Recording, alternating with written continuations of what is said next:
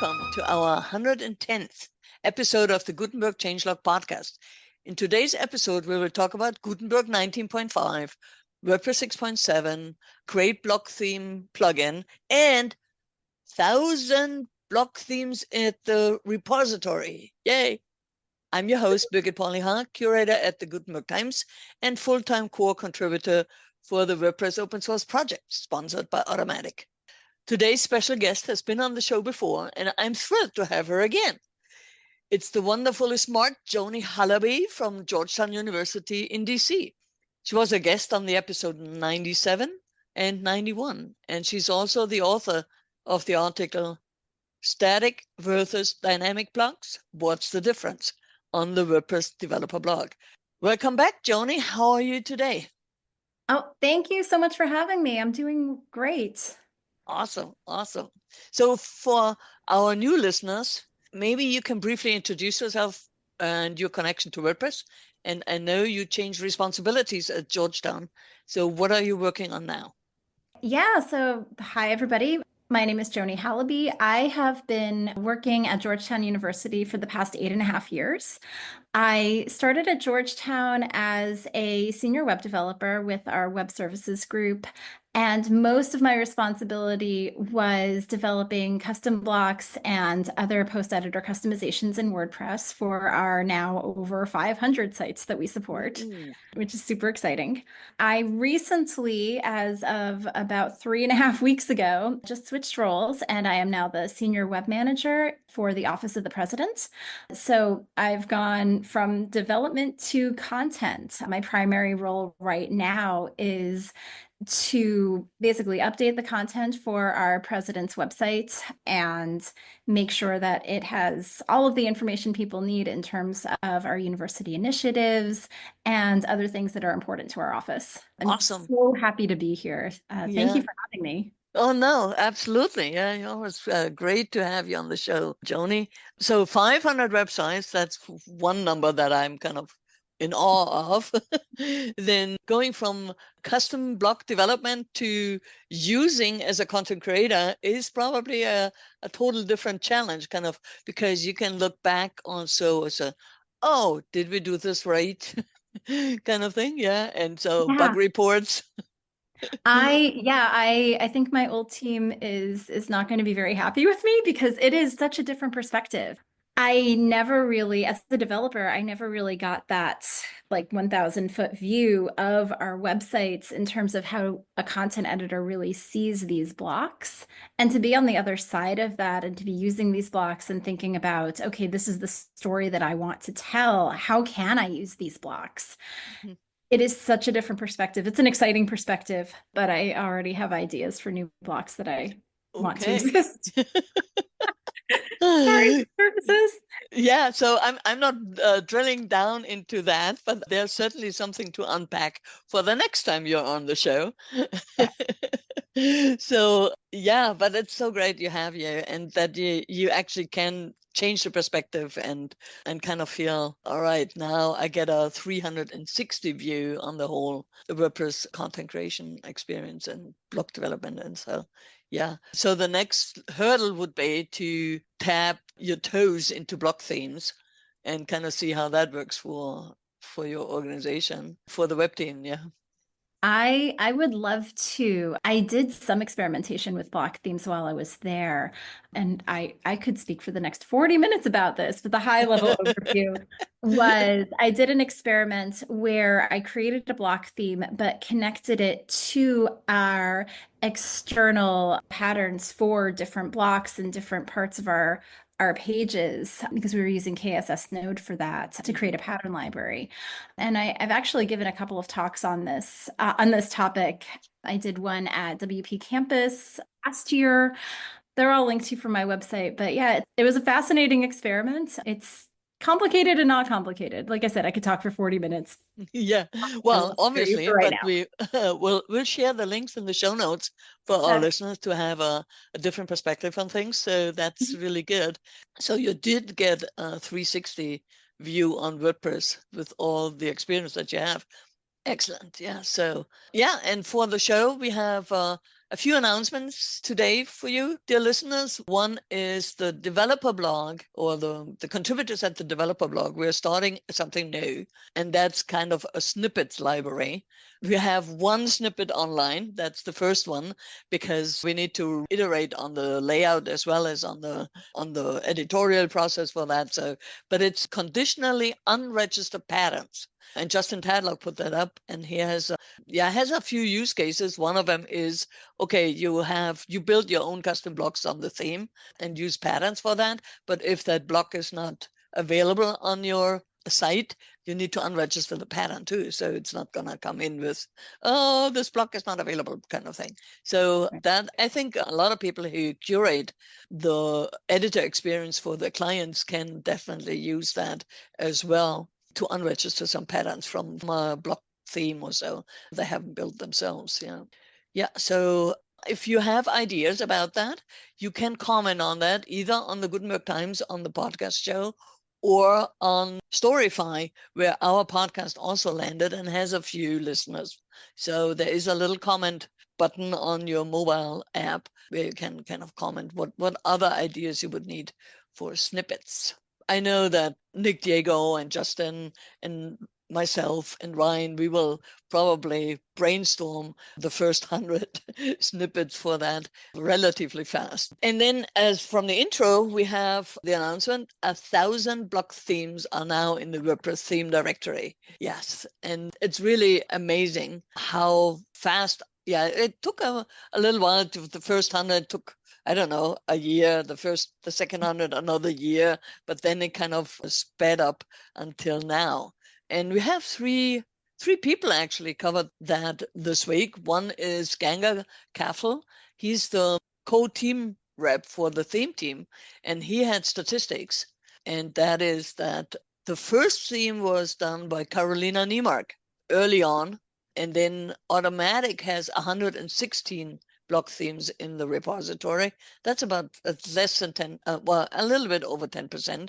And then there are other theme shops that have 20, 28, 30, kind of, really the first 10 theme producers, I think, come up with about 400 or so. I haven't added up, maybe it might be 500. And then the rest is kind of divided up by other people from the community. So yeah, bring your block theme to the repository too. Yeah, this is amazing to me because these only count the block themes that are in the repository. And I'm sure that there are so many authors and companies and organizations out there that have their own custom theme just for them that are probably a block theme. They're just not in the theme repository. And it is so impressive that the adoption of block themes has happened this fast, because it feels, I know it's been a few years, but it feels like it's only yesterday when block themes were introduced. Yeah, and I think they're only kind of viable now with the theme parts and the site editor, kind of where you can edit the templates, and then have the query loop has really emerged as a power tool for theme developers. Yeah. And there's a lot of designers who don't have to touch code to build themes, and they use the site editor. Yeah, so it's just really amazing. Yeah, it's fabulous. I mean, you can start with the 2024 theme. I did this recently with a site. You can start with the 2024 theme, use that site editor, and then copy. If you want to save all of your customizations, you can do everything that you want to in the site editor, and then copy the HTML for your new templates, your new template parts, and paste it into a theme, and you have that saved if you need it. And it is so powerful. You don't need the code. Somebody like me, I need the code. But yeah, somebody who's not familiar with HTML or CSS or is intimidated by it, like, you don't need to know it anymore. And it's game changing. Absolutely. And the global styles and the design tools that come with it. And you can really say, change the default look of blocks, and it's going to be saved. So the next thing that I wanted to point out here on this show is, and we talked about it before, but it seems that we talked, Joni, that you haven't really used the Create Block Theme plugin yet. And that really helps theme developers to really use the site editor, have everything that's stored in the database, then exported into the theme files. And that is the most powerful thing that I've seen, that you can create a child theme, you can create or clone an existing theme on a site, or you start with a very bare bones skeleton, but then you can use the site editor to style your blocks, your sections, create patterns, and it all kind of comes together with saving the theme, exporting the theme, and have it outside. So because the layer of having core styles, then having theme styles, and then the user styles kind of needs all to come together in one theme if you want to reuse it. Yeah. So, and that's kind of the gap that the plugin really closes for that. Yeah, that sounds amazing. I don't know if you would know the answer to this, but has there been any talk about bringing that plugin into core? Because that feels like eventual core functionality.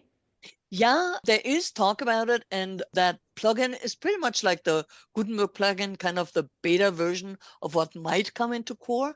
I think it's more the exploration, while everything in core that touches the theme and the styles and the section styles and variations, those are still in active development. So the plugin is kind of following along in core and even goes a little bit further in core with the patterns, for instance, saving the patterns. But yeah, it would definitely be something that the developers kind of looking at, maybe bringing some of the features into core. Yeah, that are a little bit more mature once the features are kind of set in their ways. Yeah, because some of that data views and some of the global styles, that's still so active in development. Yeah, that I think otherwise you couldn't test the concepts if you put it in core, because then it would be released and then it would be backwards compatible, and you don't want to kind of be tied down to backwards compatibility. Yeah. Yeah, Oh that's a no, yeah. lot of work. Yeah, but I do. That's great to hear. And I also do love this pattern of actively developing and testing something in this in a separate plugin with an eventual goal or a thought of bringing it to core. And it's something that I always thought was unique to the Gutenberg plugin, but it's nice to see that it's Mhm. also happening with other pieces, like larger pieces of functionality. Yeah, yeah, and that happens actually also with the improvements for the media library. The performance team has actually published, or Pascal from the performance team has some media experiments on his repo that are in the plugin. They're not officially kind of WordPress. Yeah, the Create block theme is on the WordPress organization, a separate repo. But yeah, some of the contributors have doing that with their own experimentation. So it's really good to see. Dave Smith has a plugin. He's a core contributor, and he just released a plugin for the responsive navigation. Yeah, that's not in core yet, but it's kind of testing it out outside of the Gutenberg repo, yeah, to get faster to feedback. Yeah, and so I will share the links then also in the show notes, so you can explore those too, dear listeners. But yeah, use the Create Block Theme plugin to create your theme for the repository. Yeah, you can then, I think there's even some instructions on how to get it then into the repository, but that's kind of with the SVN version control, it kind of is a different level of complexity. I would Mm. think. Yeah, so having it rather on GitHub. We also had and that might be interesting for you too, we had a hallway hangout with the designer of the 2025 theme. And she also works on some of the automatic themes.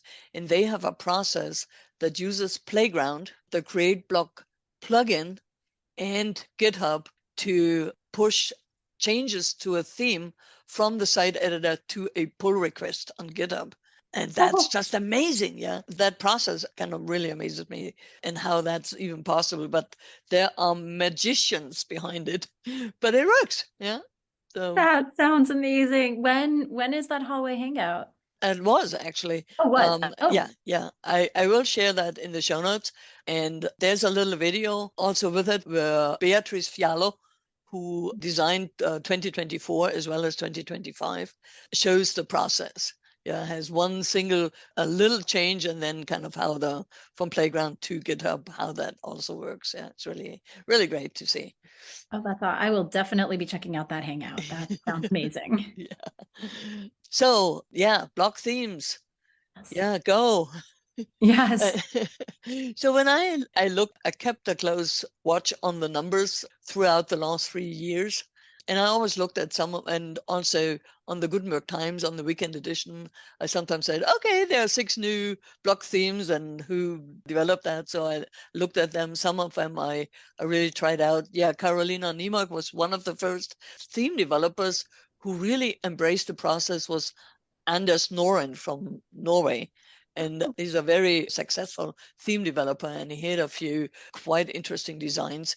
But what I have noticed is that many block themes not only have some interesting style variations, and you can see them in the repository, you can see how the theme changes, also has, some of them have 30 patterns in there. It's just amazing what creativity can do to the block themes now. Yeah, so you don't need to put one block at a time into your canvas. You can kind of take 5 patterns and your page is done. Yeah, so it's really good. Yeah. Yeah, I keep using the word game changer, but I mean, Yeah, it it is. facilitates so much creativity. I love everything about it.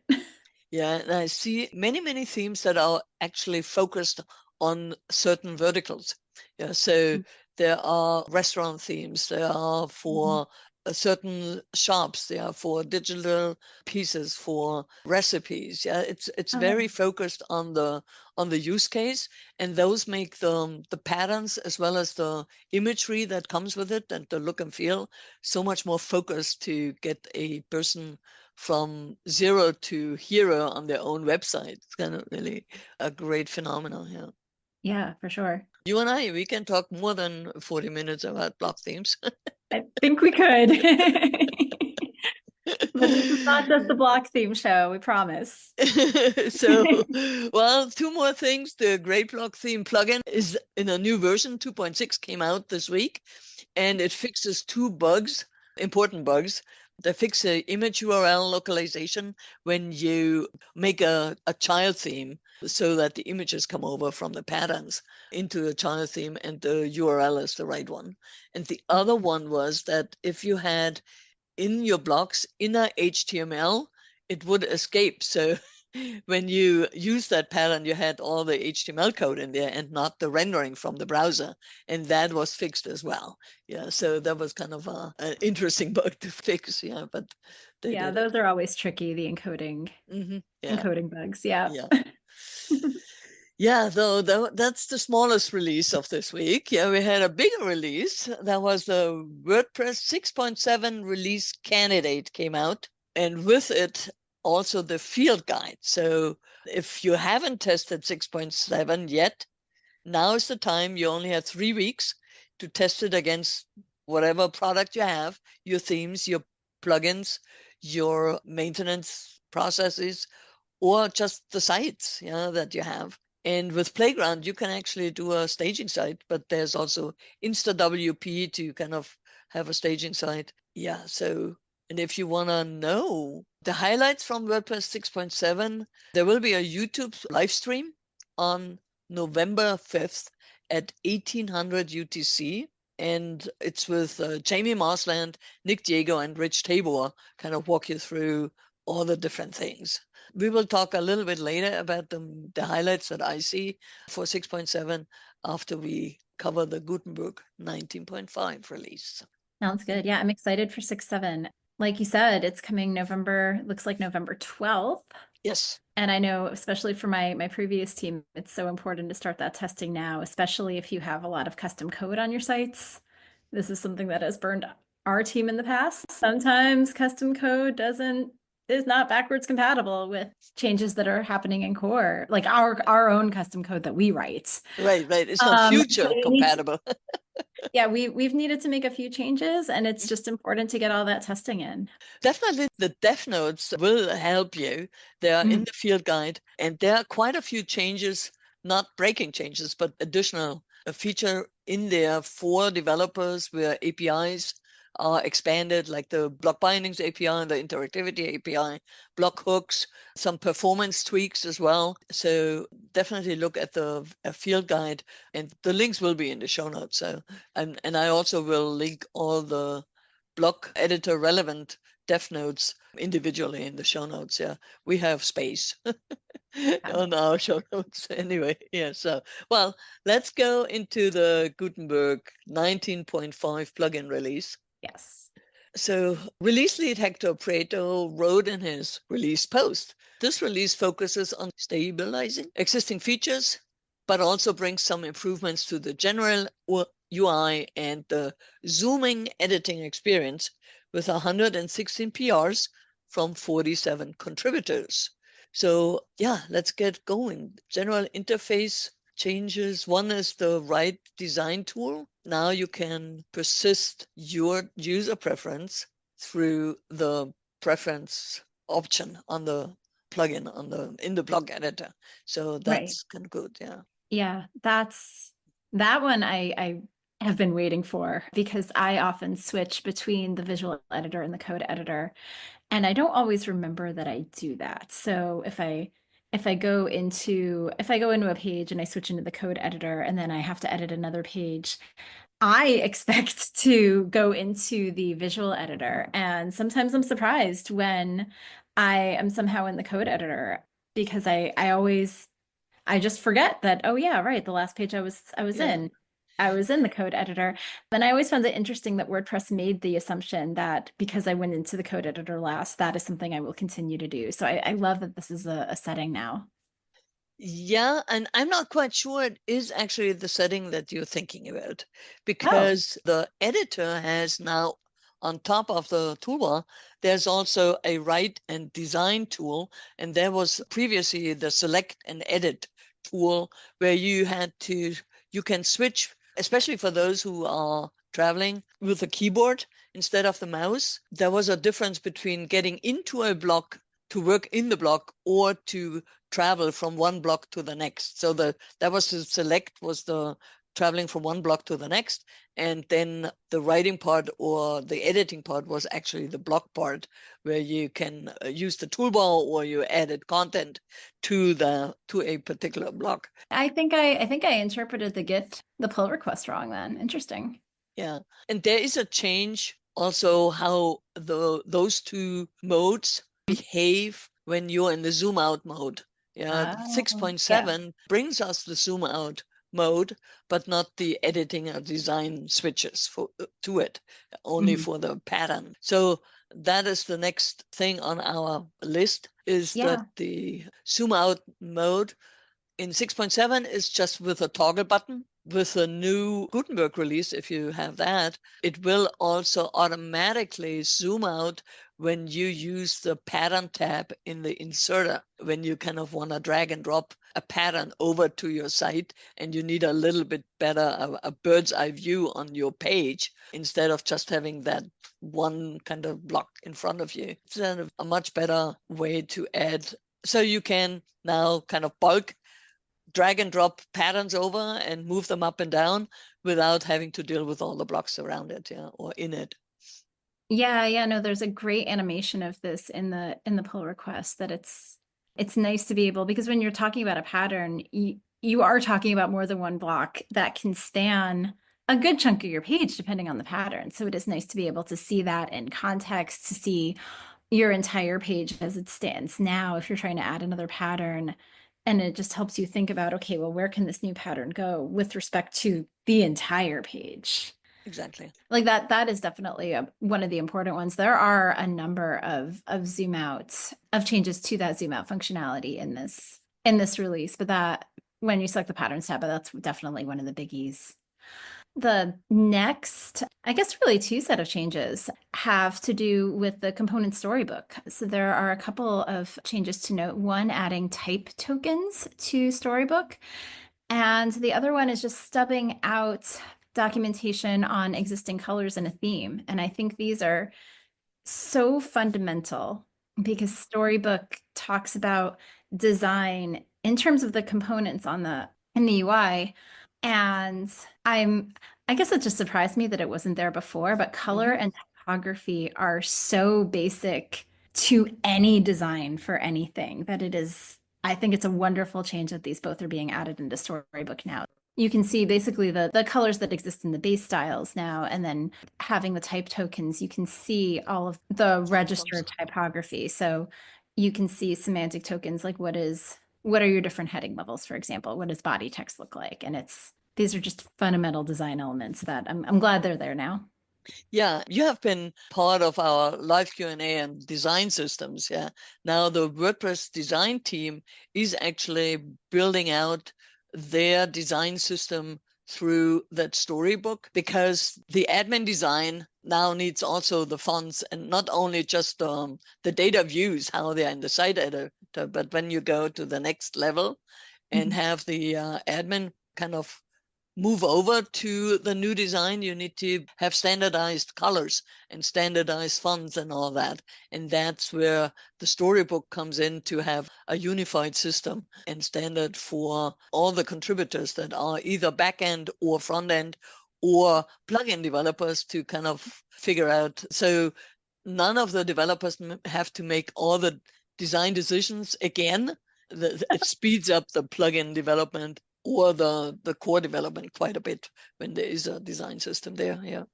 Yeah, it's fabulous. Yeah, for the global styles, the contributors improved the navigation logic for the revision screen. That had quite a change in a few of the plugin releases before. And how do you get to the revisions of your styles? And it's a great change now to see how you can see the revisions for your styles that are a little compressed and much easier to navigate in the animation. So it talks about the global styles are in the right hand sidebar, and that's also where you find the revisions of your changes. I'm so happy that we have those revisions, because after playing around with a theme or with a site, yeah, for, I don't know, 30 minutes, I don't know, I reversed some of my decisions because, oh, that looked nice 20 minutes ago, but now I don't like it anymore. So reversing that through the revisions panel is really cool. Yeah, so that the team is working on is really cool. Yeah, no, I love that they're working on that, because I feel like a lot of our content editors don't realize that revisions exist, and it is such a powerful tool. So to be able to make improvements to the UI and maybe make it a little more obvious about how to use revisions, I think will help our editor a lot. Yeah, and it's not only, well, they still have to work on the content revisions for posts and pages. That still is, that they still don't know what to do with blocks. But yeah, I mean, but that's a that's toughie, but coming. yeah, but I mean, revisions, being able to work on the UI for revisions at any part of it, the styles or the styles, I feel like is step one. So this is a great update. Because they're already there, yeah. Yep. So in block bindings, we've now added the ability to register binding sources in the widgets screen. So block bindings, for anyone who's not familiar with it, it's when the content of a block is tied to some sort of external data source. So you could have a paragraph that is tied to some RSS feed, maybe, or anything. Or a meta field, a custom field, or a meta field, or So this particular change makes sure that a block, for like a paragraph inside a widget, can also be bound to some sort of custom source, like a meta field. Yeah, and we haven't heard about the widget screens for a long time. So I'm really happy that there are some people still thinking, okay, there's another block editor that hasn't been has a little been neglected for a bit. But I think the unification efforts between post editor and site editor, they are done now. And I think looking at the widget screen is one of the next steps, and having the binding sources though definitely helps, because that's what you want to put in additional information there. Yeah. The cover block experienced a refactor of the settings panel. It kind of streamlined all the different features for a cover block and has some pullout. So up until now in the plugin, you had all the settings for the cover block in one sidebar from top to bottom. You had to scroll, but now there is a three-dot menu there where you can switch off some of the features so you don't have to scroll to them all the time. So it's like similar to the typography settings as well as the dimension settings. Now it's just adopted the same philosophy there, that not all the features are shown at the first time or by default. Yeah, this is nice to see because the cover block has gotten complex like for a reason. Like there's a lot going on in terms of settings with the cover block. So it's nice to see improvements there in that UI. Yeah, absolutely. So that kind of covers all the enhancements that we had, but there are a few bug fixes we wanted to talk to you about. The code block now has a left to right direction for right to left languages. Can you explain that to me? Yes. So that's it's tricky to read, right? So right to left languages. So think Hebrew, think Arabic. When you write, the paragraphs and the headings that you write go from your right hand to your left hand.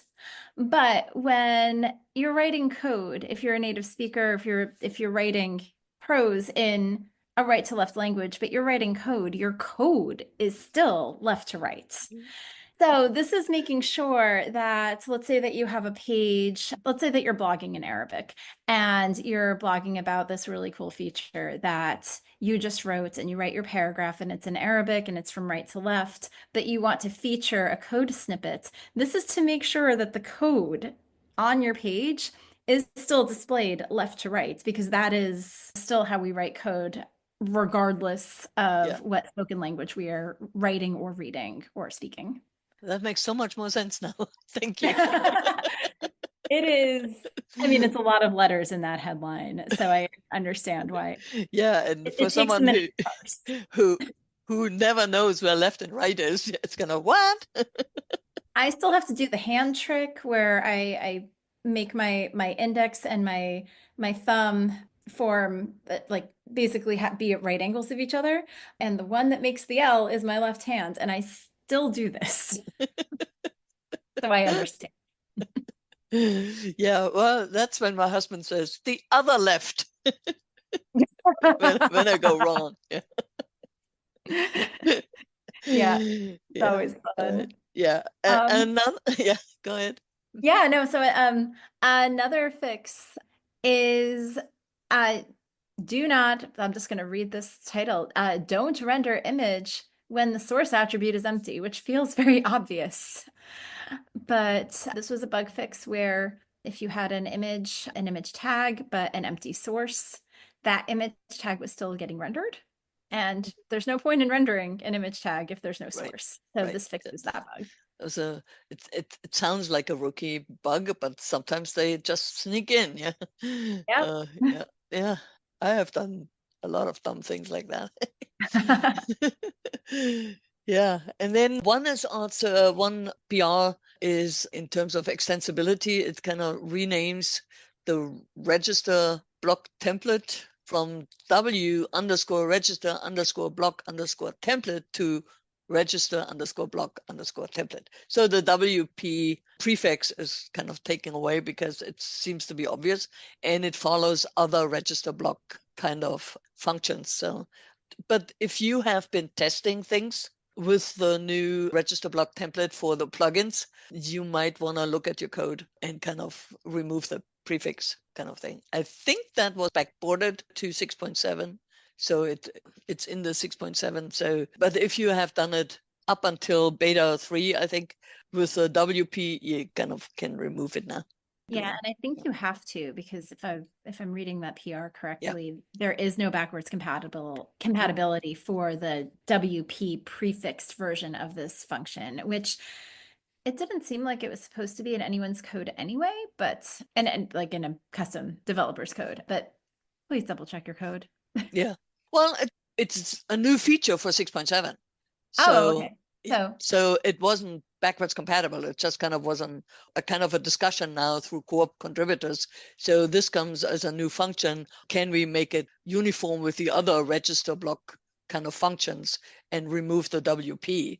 And so there is no backwards compatibility because it hasn't been in the feature, but it was in WordPress 6.7 alpha up until beta 2 or beta 3, yeah, and only for the release candidate, they take the WP out. So if somebody wrote a plugin already or plugin template already to come out in 6.7, when 6.7 comes out, that's the code to check again. Does it make sense? That does make sense. Thank you. Yeah. I didn't realize that was that new. That's yeah. It's part of the so now plugins can register templates for the site editor. So when you have a plugin that does a business directory or something like that, yeah, you can now register a template that then a user can modify in the site editor, which was before not possible, or was a really hacky way to get it into that. So, and then you can, as a plugin developer, also document that so the theme developer can also modify that template or build pattern for that template or something. Yeah. nice. Yeah, that's nice. I like it. Yeah, and I wanted to point out couple documentation changes. There was in a previous version of the plugin and for 6.7 a method to curate the heading level through level options, and that is now documented in the block editor handbook. So you can say, okay, if your content editor uses the heading block, you don't want a heading 1, you don't want a heading 4, 5, and 6. There are only 2 heading levels that they can use, and that's heading 2 and heading 3. You can do it now and have also your patterns follow that through a block attribute. And you can also use it for your custom blocks. It's in the site title, post title, and for where you ever use headings, you can change that there as well. Yeah. And it's in from the toolbar. Nice. So it's documented now. Excellent. Yes. And I love this feature, and I love that it's now documented just from an accessibility perspective, because making sure that your heading levels are in order and make sense is part of your site accessibility. So for example, having an H1 followed by an H4 doesn't make much sense. Like you want these headings to go in order. So this feature helps us enforce that, and this new addition to the documentation helps people use the feature. Yeah, absolutely. So on the second documentation was just to announce that the components packages now produce the README file with the documentation through an auto generator. So they're at least standardized, and developer can, through their code, also control the documentation, but it doesn't have to be an afterthought anymore, and it's standardized. So that's kind of the first step to have some standardized component READMEs, because they are, well, hit and miss, to be honest. And this is kind of part to rectify that. Yeah. Nice. And that's it, dear listeners. That's Gutenberg 19.5 for you. So I promise you we're going to talk about WordPress 6.7 a bit. So there are a few high-level things. There are a ton of changes in there, smaller ones and big ones. Anne McCarthy publishes for the last 10 releases, I think, a source of truth, which is mostly for writers who want to write about the new release, to get in-depth information, to also get assets that they can use in their writing. But that is now published on the Gutenberg Times. So I will link through the show notes to that, so you can also follow up on some of the details there.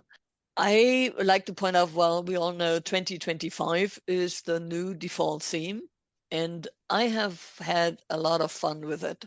It was really good. I prepared a talk for a German WordCamp where I was almost using up all my time with the 2025 standard theme, which wasn't particularly well organized, but that's a different story. But my excitement kind of spilled over that I got on a tangent. So I really like that it has about, I think, 50 patterns, yeah, for all kind of different things, because it wants to be a starter theme for a personal blogger, or for a photo blogger, or for a magazine kind of style site, and has templates for all of them, and also different ways for the different templates. So you can have a query loop template with different different ways how the post comes in. I think there are about 10 or so, yeah, different ways to organize that.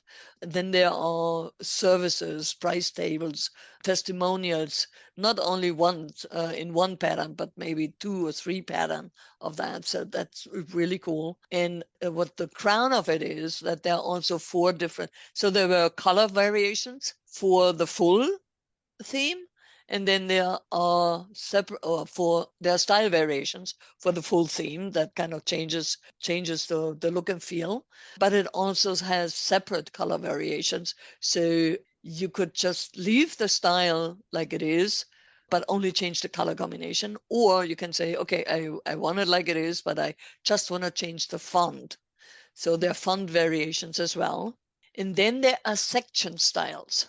So when you have a group pricing header or a pricing section or a group block with a call to action, you can actually use 4 or 5 different styles. So when you add them to your page, you actually can change the color of each of them, but still be in a full theme variation. But it makes it much livelier to kind of scroll through a page that has several sections that also change the colors, but it's really well done and they have been all tested.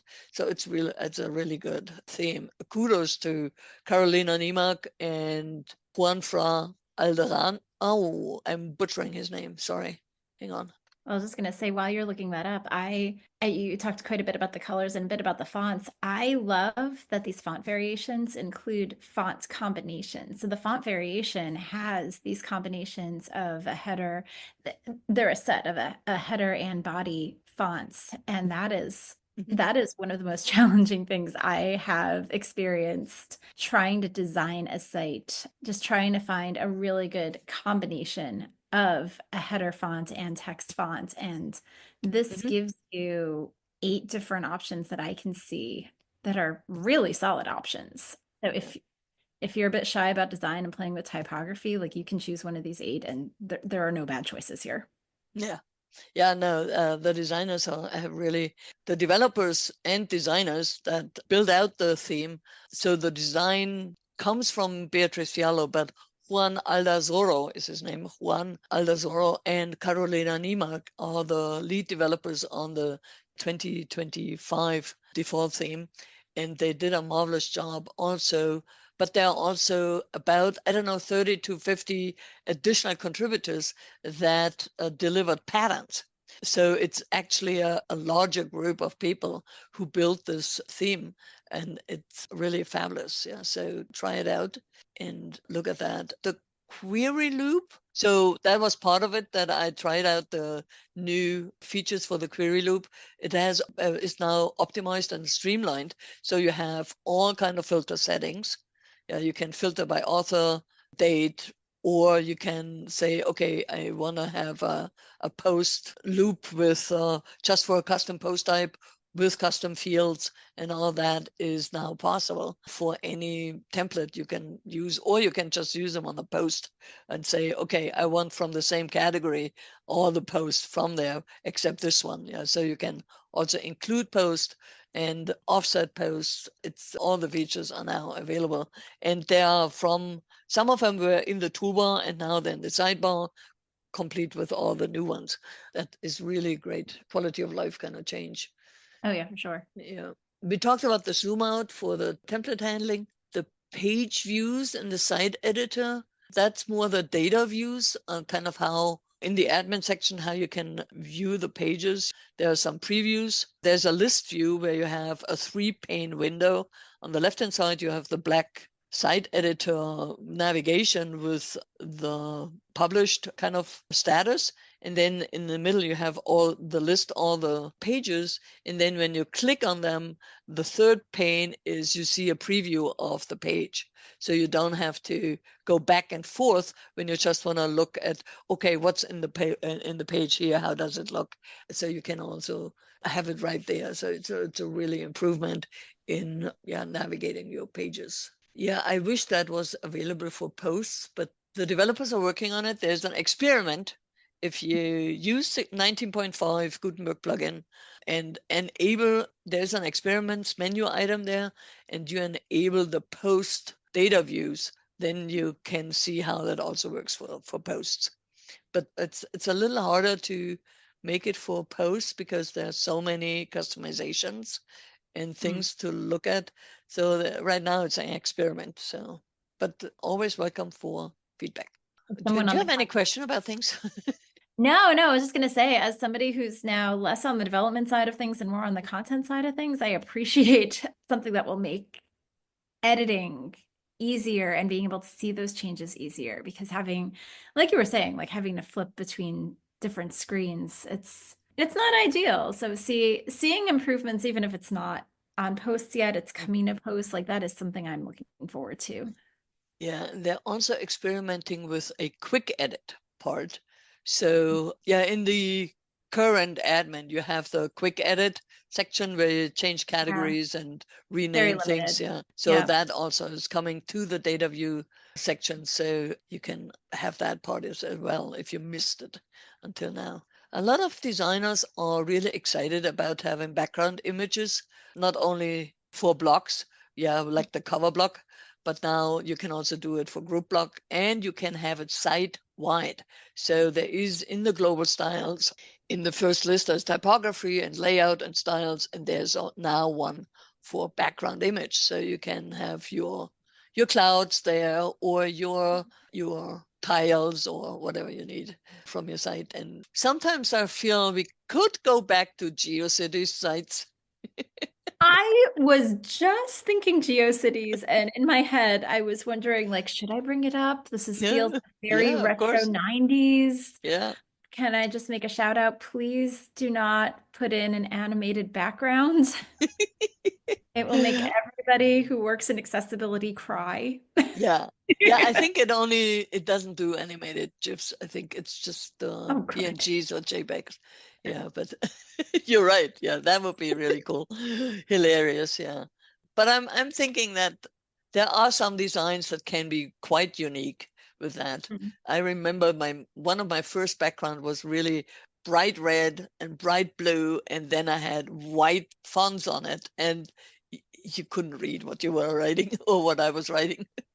Or some Oh, yeah. sort.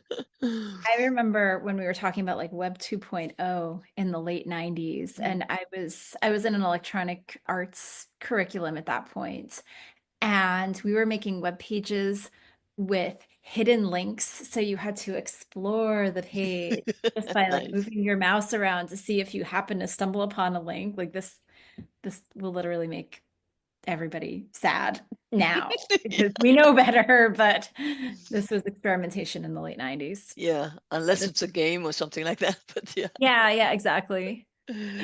Yeah. So yeah, apart from the developer APIs that changes that are there, so these are kind of my highlights for WordPress 6.7.